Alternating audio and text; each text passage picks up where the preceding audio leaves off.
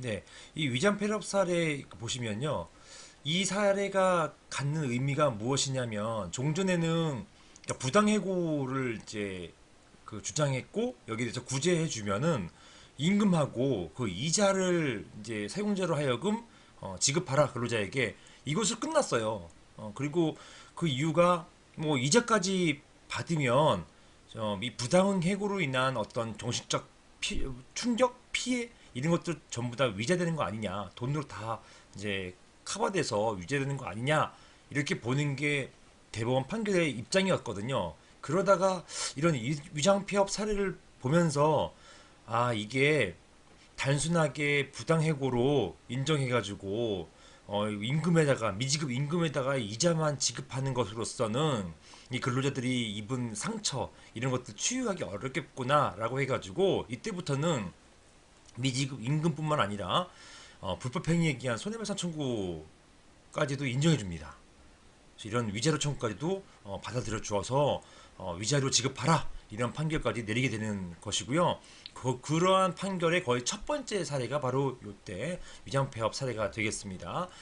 제가 요거는 읽다 보니까 사실관계가 너무 황당하고 이 사업주가 정말 제정신인 사람인지 정말 궁금해가지고 어떤 회사인지 막 백방 찾았어요. 제가 이 사례집 판례집도 있고 이 사례 같은 경우는 제가 거의 1심부터 사실관계를 이제 들여다보면서 이제 요 정리를 했었거든요.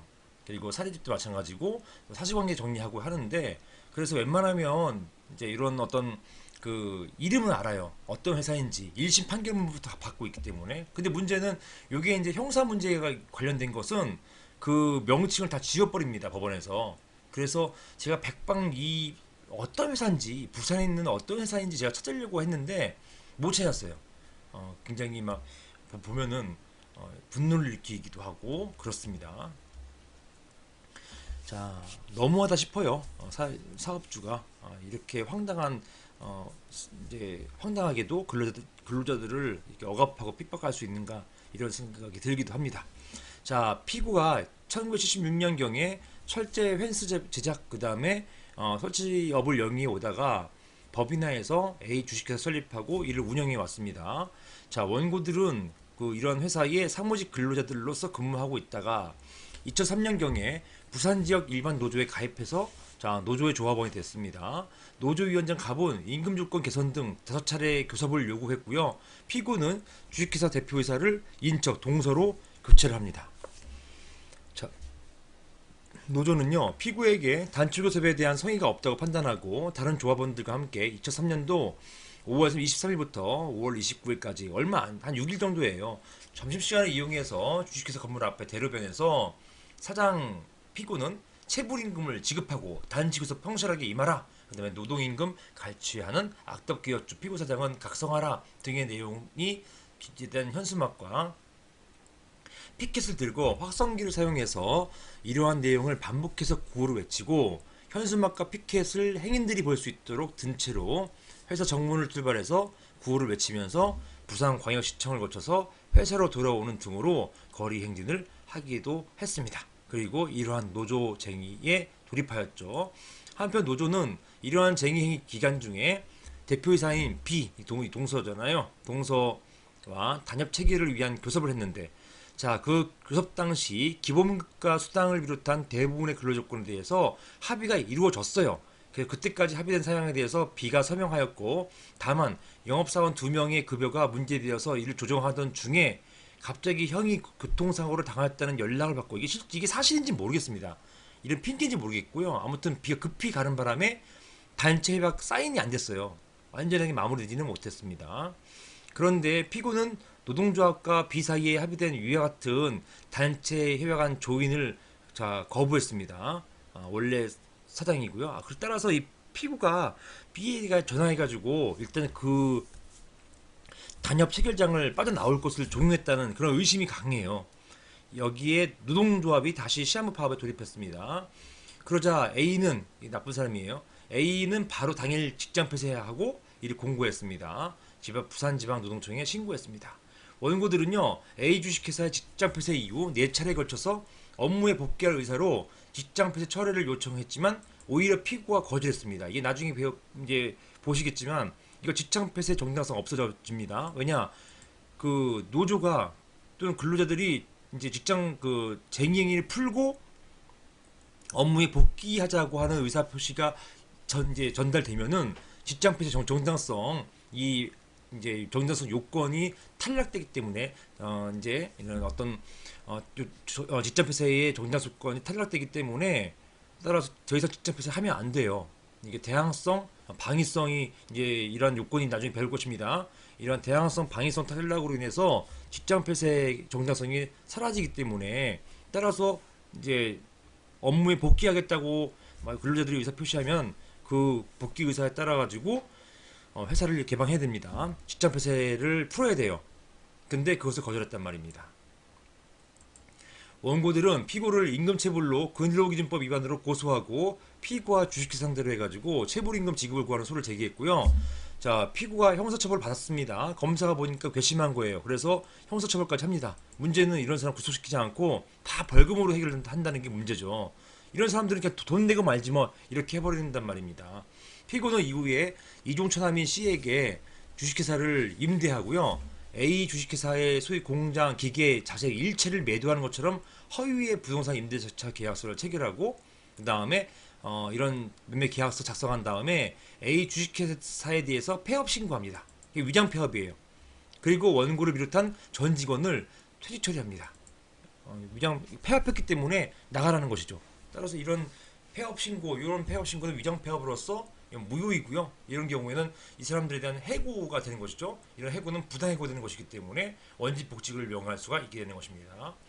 자, 이후 A 주식회사 이 원직 복직은 새롭게 이제 위장 폐업으로 인해서 생성된 그 회사에다가 이제 복직을 신청하는 것이죠. 이후 A 주식회사의 본점 소재였던 자리에 C를 대표이사로 해가지고 피고의 아들인 D를 이사로 각 등재해서 각종 업종의 다른 주식회사를 설립한 것처럼 꾸몄다는 것이에요. 아주 못된 짓은 다 했단 말이에요.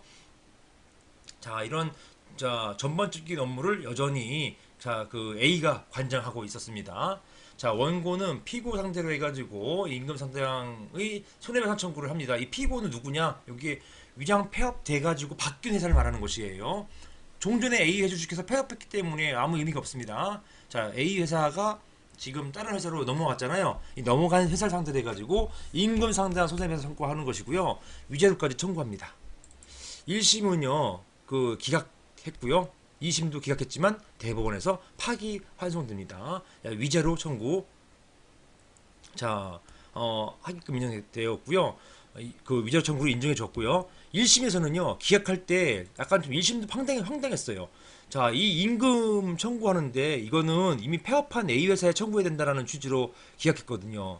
그런데 이거는 아무 실익이 없는 것입니다. A 회사에다가 이미 폐업한 회사에다가 임금 청구해봤자 아무 의미 없지 않습니까? 그 근로자 구제에 전혀 도움이 안 돼요. 2심도 기각했는데요. 2심은 이제는 위자료 청구의 부분에 있어서 인정을 안 했던 것이 이제 특징이었고 여기에서 대법원은 A 주식회사가 아니라 피고 회사, 즉 바뀐 회사에다가 임금 지급 청구하는 것 오케이 좋다 인정해 줬고요. 그다음에 위자료 청구까지도 다 인정해 주는 취지로 판결을 내렸습니다. 그래서 굉장히 획기적인 판결이라고 할 수 있겠습니다.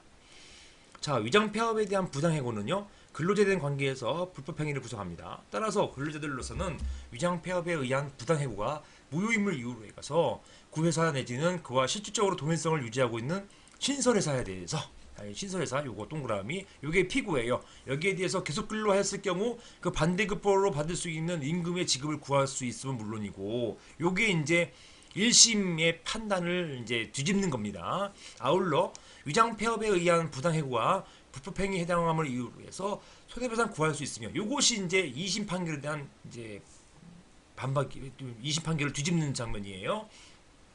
그중 어느 쪽의 청구권이라도 선택적 청구할 수 있다 라고 판시했습니다.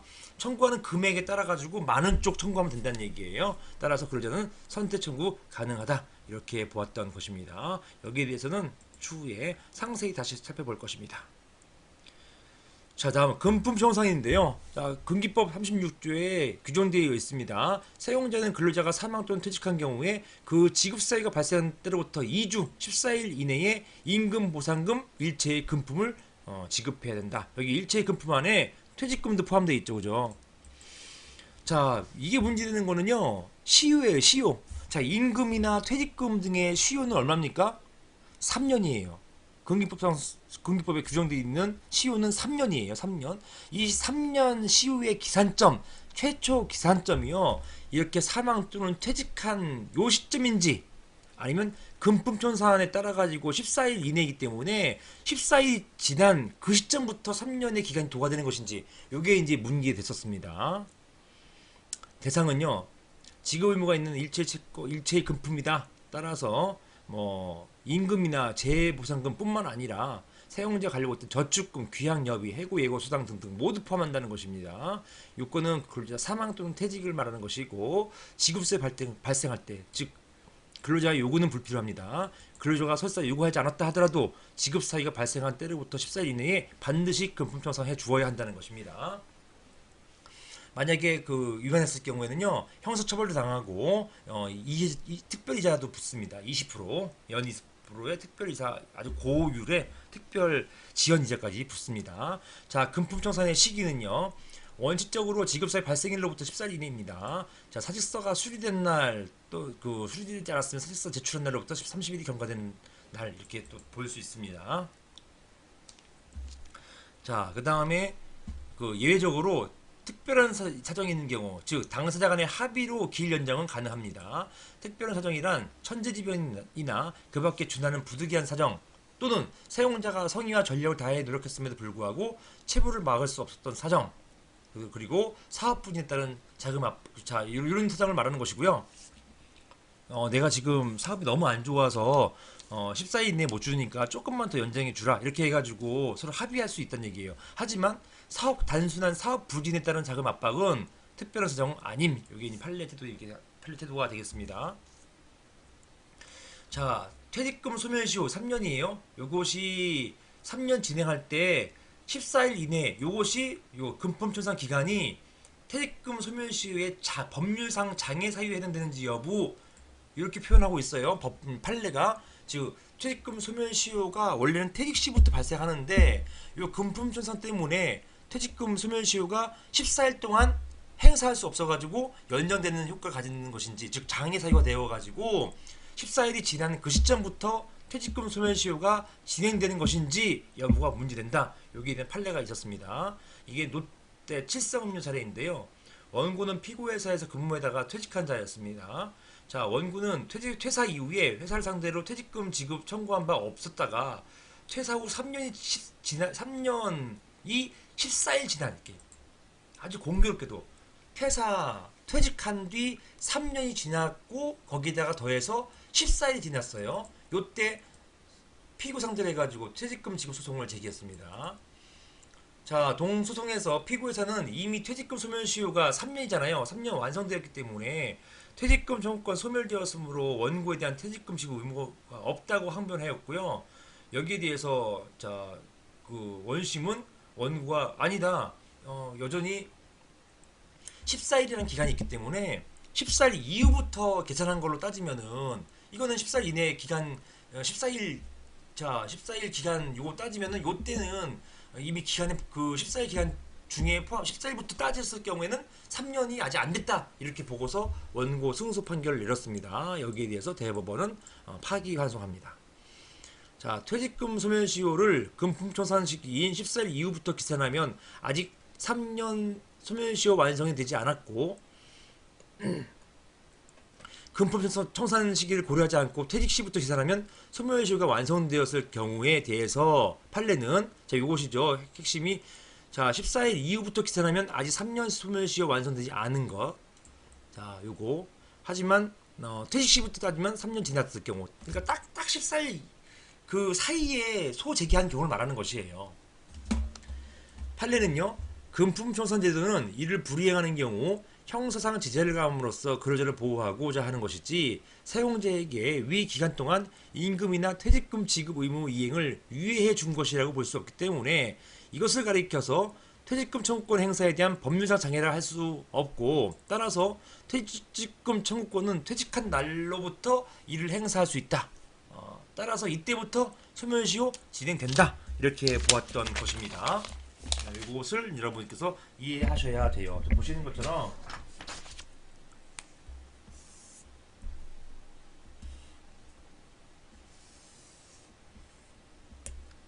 퇴직일이 있고요.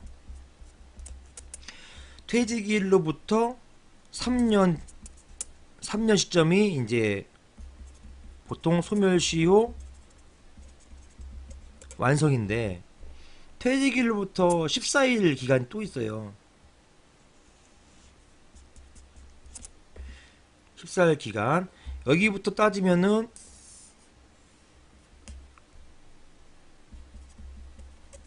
소멸시효 완성 기간이 14일 정도 늘어나는 효과가 있습니다. 자, 보시는 것처럼, 자, 퇴직일 있죠. 퇴직일이 있고, 퇴직일로부터 3년이 지나면 원래 소멸시효 완성되는 거거든요. 그런데 금품청산 기간 14일 기간이 있고, 법원은, 그러니까 원심이죠. 원심은 이것을 법률상 장애라고 보고 있어요. 즉 소멸시효가 완성되는 그 기간의 장애로 보고 있어요. 그래서 소멸시효가 요때부터 진행된다고 보고 있습니다. 요때부터 이렇게. 그래서 14일 정도가 더 늘어나는 효과가 발생하는 것이죠. 늘어나는 효과. 자, 이 사건 소는 요때 제기된 거예요. 따라서 소멸시효 완성된 때로부터는 이후지만 14일로 계산했을 때 소멸시효 완성되는 시점보다는 이전이란 말입니다. 요 경우가 이제 문제된 것이고요. 자, 원심 법원, 고등법원은 요 기간을 법률상 장애로 봤지만 대법원은 장애를 보지 않았어요. 따라서 퇴직일 이때부터 3년이 그냥 쭉 진행된다 본 것입니다. 따라서 이때 소멸시효 완성됐고요. 완성된 이후에 제기된 이 사건 소는 소멸시효 완성으로서 기각되게 되는 것입니다. 그것을 이해하시면 되겠습니다. 좀 재미난 판례가 되겠습니다. 다음 퇴직금 제도. 자, 굉장히 중요한 것이고요. 이게 이제 2017년도 공인노무사 시험에 출제되었습니다. 자, 이게 이제 퇴직금 제도가 원래 근로기준법에 들어가 있다가 이게 이제 근로자 퇴직급여법에 이제 별도의 규정을 만들어 가지고 그쪽으로 이제 퇴직금 관련된 모든 규정이 다 글로 옮겨갔어요. 그래서 그렇다 하더라도 군기법에 퇴직금 규정이 없는 게 아닙니다. 그래서 퇴직금 제도는 여러분이 공부하고 가셔야 되는 것입니다. 자, 계속 근로기간 1년에 대해서 31분 이상의 평균 임금을 퇴직금으로 퇴직하는 근로자에게 지급할 수 있는 제도, 이것입니다. 법적 성질은요, 퇴직금은 후불 임금으로서의 성격 이외에도 사회보장적 급여로서의 성격과 공로보상적 성격을 아울러 가진다, 다 가지는 것입니다. 퇴직금 자체는 후불 임금과 그 다음에 공로보상, 사회보장적 급여 성격을 아울러 가진다. 자, 퇴직금 주는 이유가 뭡니까? 근로자가 퇴직함과 동시에 근로자도 먹고 살게끔 해주기 위한 것이에요. 퇴직할 때 아무 돈도 안 주고 퇴직시키면요, 그동안에 그 가정이 막 무너질 수도 있고, 그 다음에 그 근로자의 삶이 굉장히 어려워질 수 있기 때문에 이러한 사회보장적 차원에서 퇴직금 제도를 설정하게 되는 것입니다. 자, 퇴직 금액은요, 계속 근로기간 1년에 대해서 31분 이상의 평균 임금이 되겠습니다. 자, 평균 임금은 뭐 근기법상 평균 임금과 동일한 것이고요. 자, 계속 근로기간이 무엇이냐? 계속 근로기간이란 근로자의 근로계약 기간을 말하는 것이 아니라 사실상 계속적으로 근로한 기간을 의미하는 것입니다. 따라서 근로계약 기간이 1년 미만이라 하더라도 그 전부터 사실상 계속적으로 근로한 기간이 1년 넘어버리면요, 퇴직금 청구할 수 있다는 것이에요. 반복갱신 또 반복갱신 계약 기간을 합산하게 되는 것이고요. 자, 근로계약 사이의 공백기간, 갱신되거나 반복 체결된 근로계약 사이에 일부 공백기간이 있다 하더라도 그 기간이 상대적으로 짧고 계절적 요인이나 당의 업무의 특성 등의 사정이 있으면 근로관계의 계속성은 그 기간에도 유지되는 것으로 인정한다라는 것입니다. 그래서 그 보통 이제 1년 단위 어떤 공사 현장에서 1년 동안 근무하는 게 아니라 건물을 짓다 보면은 그 추운 겨울이나 아니면 우기 이럴 때는 공사를 못 하거든요. 그 못한 기간 동안 공백 기간 생겼다 이거예요. 그래서 보니까 그 공백 기간을 빼버리니까 일단은 1년도 안 채워지고 또 공백 기간이 있었기 때문에 공백 기간이 끝난 다음에 근로계약을 이제 쭉 이어지는 걸 보니까 이게 1년이 안 된단 말이에요. 그때 판례는 어떻게 보느냐? 이 그러한 어떤 공백 기간이 계절적 요인에 기인한 경우나 또는 당해 업무의 특성 등의 사정이 있으면 근로관계 계속성은 유지되는 것으로 인정하고, 비록 공백 기간 실제로 일하지 않은 기간이 있다 하더라도 우기나 아니면 추운 겨울날 이런 겨울 때 일을 하지 않았다 하더라도 쭉 근로한 것처럼 인정해 준단 말입니다. 특이하죠. 그래서 판례가 이제 중시되는 거예요. 자, 사용직 정규직으로 갱신하기 전에 일용직, 임시직, 토탁직 근무한 기간도 계속 근로기간에 포함시켜 주는 것입니다. 근로자를 위해서.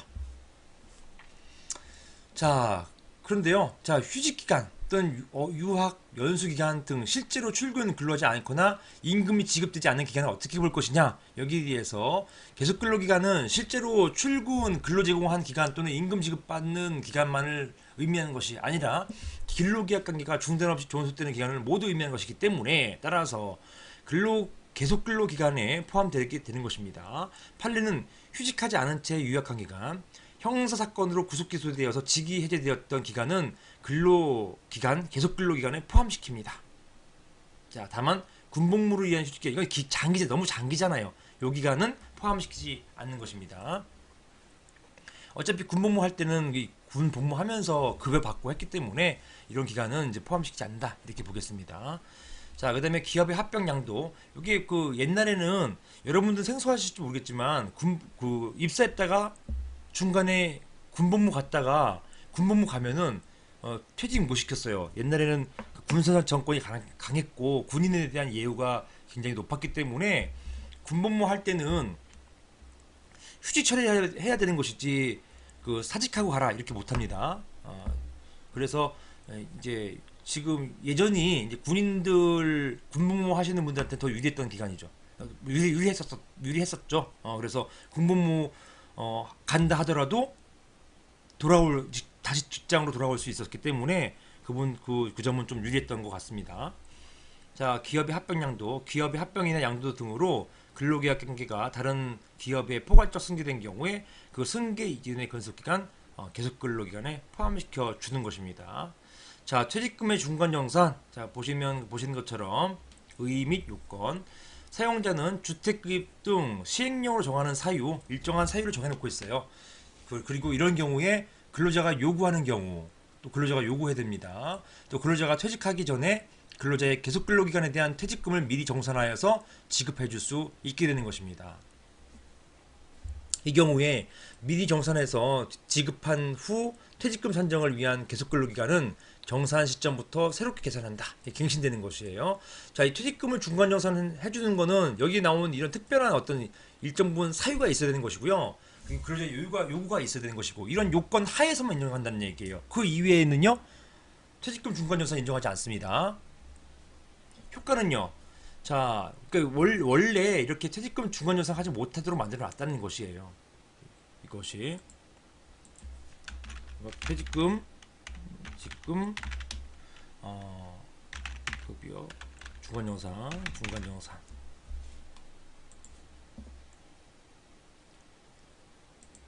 자, 보시면은 정리되는 게 이게 시형이 나와 있는 건데요.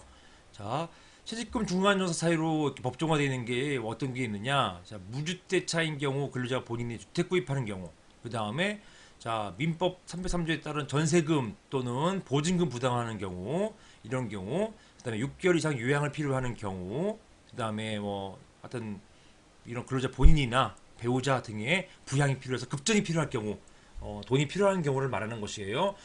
퇴직금 중간 정산 신청한 날로부터 역산해서 5년 이내에 파산 선고받은 경우, 돈이 필요하다는 것이죠. 파산 선고받아서 또는 개인 회상 절차가 있는 경우, 이런 경우 등, 그 다음에 사용자가 기존 정년을 연장하거나 보장하는 조건으로 단협 취업규칙 통해서 일정 나이 근속 시점 또는 임금액을 기준으로 임금을 줄이는 제도를 시행하는 경우, 이런 경우에 한해서 인정한다는, 예외적으로 인정해 준다는 것입니다. 따라서 이런 예외 사유가 아닌 경우에는 퇴직금 중간전산이 안 돼요. 자, 만약에 중간전산 했다가는 그거는 무효다, 이렇게 보는 것이 판례 제도가 되겠습니다. 자, 효과는요, 계속 근로기간이 단절되고요, 정산 시점부터 새로운 퇴직금 산정을 위한 계속 근로기간이 시작되는 것이고, 다만 퇴직금 이외의 승진, 승급, 그 다음에 연차, 휴급, 휴가 등의 산정에 있어서는 계속 근로기간이 지속적으로 이제 합산되어서, 이건 뭐 퇴직금 금전만 정산할 뿐이지, 새롭게 다시 시작될 뿐이지, 그 사람의 어떤 승진이나 연차, 휴가 늘어나잖아요. 조금씩 3년마다 그 하루씩 늘어나는 것, 이런 거에 있어서는 여전히 지속적으로 계속 근로기간에 반영해 준다, 이렇게 보는 것입니다.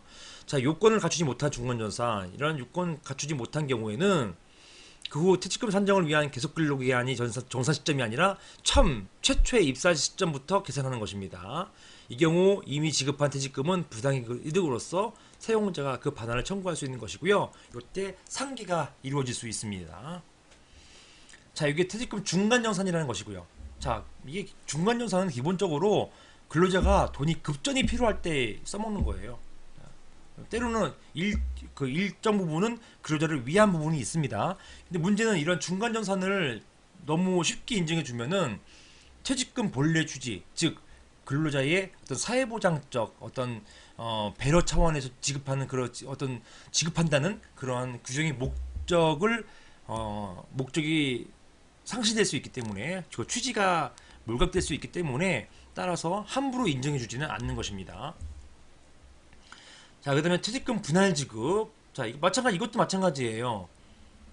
분할 지급을 할 수 있다는 얘기입니다. 이 분할 지급하면은 사용자의 일단 부담이 줄고요. 왜냐? 맨 마지막에 퇴직할 때 목돈 주는 게 아니라 조금씩 주고 있기 때문에 사용자의 부담이 줄거든요. 그런데 문제는 뭐냐면, 이렇게 퇴직금이 중간중간 지급되면서 나중에 받게 될 퇴직금이 줄어드는 거잖아요. 줄어들면 마찬가지로 퇴직금 본래의 취지가 이제 몰각되는 우려가 생기는 것입니다. 사회보장적인 어떤 취지가 몰각되기 때문에, 따라서 원칙은 일단 인정하지 않아요. 하지만 예외적으로 인정하는 예가 있다는 말입니다. 자, 사용자가 매월 급여 속에 퇴직금 명목으로 일정한 금원을 근로자에게 지급해왔던 경우, 이러한 금원이 퇴직금으로서의 효력이 발생시키는지 여부가 문제된다. 자, RT 솔루션 사례, 이거 이제 시험에 나왔어요. 피고는 합리적인 경영관리기법, 그 다음에 시스템 구축을 위한 컨설팅업을 목적으로 하는 회사이고요. 원고들은 피고 인턴 사원으로 입사한 후에 상당 기간 정직원으로 근무하다가 퇴사했습니다. 자, 피고는 2002년도 보수 규정을 개정해서 매월 퇴직금 중간정산 해왔습니다. 급여에 포함돼서 지급해 왔었고요. 연봉 계약을 체결할 때 각 근로자별로 연봉 총액을 본봉, 수당, 퇴직금, 이렇게 여기 있네요. 퇴직금으로 항목을 명확하도록 구분해 왔습니다. 이렇게 퇴직금 중간 전산제를 시행해 왔습니다. 원고들은 피고로부터 퇴직금이라는 명목의 항목으로 이 연봉 계약서상 연봉액 중 일부를 기재되어 있는 퇴직금 명목의 돈을 매월 균분화해서 지급받아 왔습니다. 그리고 나서는 퇴직금 중간정산 약정을 무효라는 취지로 주장하면서 다시 산정한 퇴직금을 피고에게 청구했지만, 피고는 이미 퇴직금을 지급해 왔기 때문에 당신들이 원하는 퇴직금 전액을 줄 수 없다, 이렇게 주장해 왔던 것입니다. 판례는 퇴직금은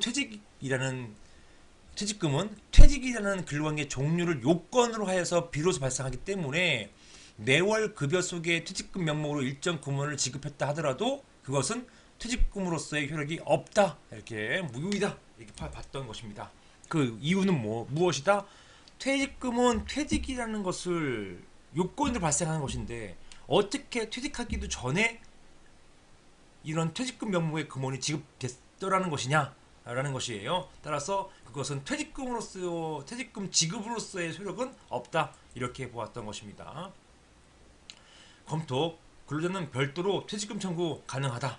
즉, 퇴직금 정산, 중간정산 또는 퇴직금 분할 지급 무시하고 토탈로 원래부터 입사 때부터 이제 기간을 산정해서 퇴직금 청구 가능하게 되는 것입니다. 다만 사용자는 이미 지급한 퇴직금 명목의 금원을 반환 청구할 수 있는지가 문제되는데, 실질적인 퇴직금 분할 약정이 존재하는 경우에는 퇴직금 분할 약정은 무효이고 퇴직금 명목으로 이미 지급했던 금원은요 부당이득으로 반환되어야 하는 것이고 양자는 상계가 되는 것입니다.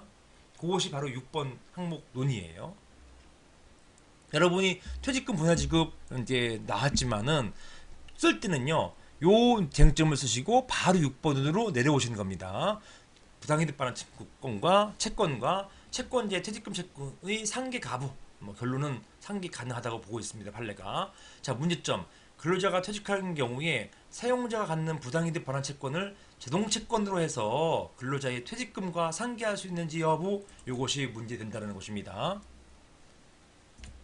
자 판례는요 전원합의체 판결에서 다수 의견은 자 사용자가 근로자에게 퇴직금 명목의 금원을 실질적으로 지급하였음에도 불구하고 정작 퇴직금 지급으로서의 효력이 인정되지 아니할 뿐만 아니라 임금 지급으로서의 효력도 인정되지 않는다면 사용자는 법률상 원인 없이 근로자에게 퇴직금 명목의 금원을 지급함으로써 위 금원 상당의 손해를 입은 반면 근로자는 아무 이유 없이 이득 얻는단 말이에요. 같은 금액 상당의 이득을 얻는 셈이 되기 때문에 결국 근로자는 수령한 퇴직금 명목의 금원을 부당이득으로 사용자에게 반환하여야 한다고 보는 것이 합당하다. 따라서 사용자의 부당이득 반환 채권을 자동 채권으로 하여서 근로자의 퇴직금 채권과 상계하는 것이 허용된다라는 것입니다. 자, 우리 자동 채권, 수동 채권 우리 배웠죠 한번. 자, 상계 당하는 채권이 뭐예요? 그렇죠. 수동 채권. 상계하는 채권이 뭡니까? 자동 채권. 이렇게 보는 것입니다. 자, 근로자와 사용자가 있고요. 사용자, 근로자, 사용자는 근로자에게 부당이득 반환 채권이 있고요.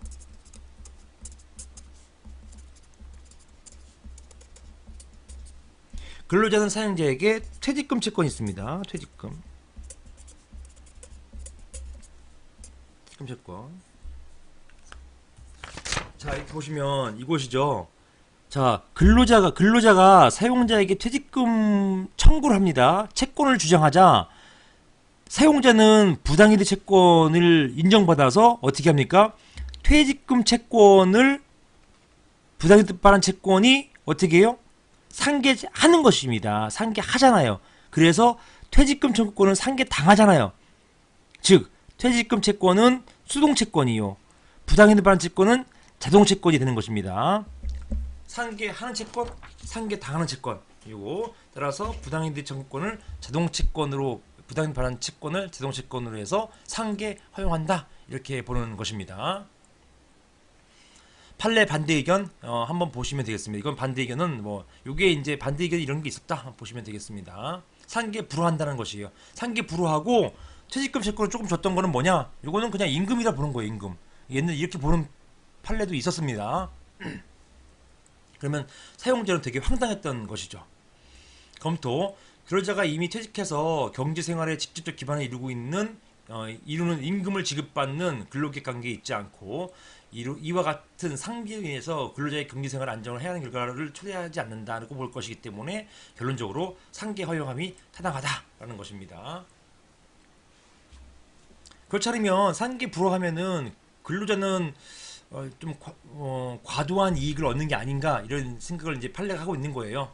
그래서 판례는 어쨌든 간에 이미 퇴직했고 경제생활 직접적 기반을 이루는 임금을 받는 근로계획 관계에 있지 않기 때문에 따라 상계하더라도 크게 불리하진 않다 이렇게 보고 있는 것입니다. 자, 만약에 상계 좋아요, 상계해요, 상계 허용할 때 저 전액 상계하는 것이냐? 그건 또 아니라는 것이에요. 판례가 자 여기까지 다 써야 되는 것입니다. 이제 약수령 나왔을 때는 민사집행법에 따라서 퇴직금 채권의 2분의 1에 해당하는 금액은 압류금지 채권으로 규정하고 있다.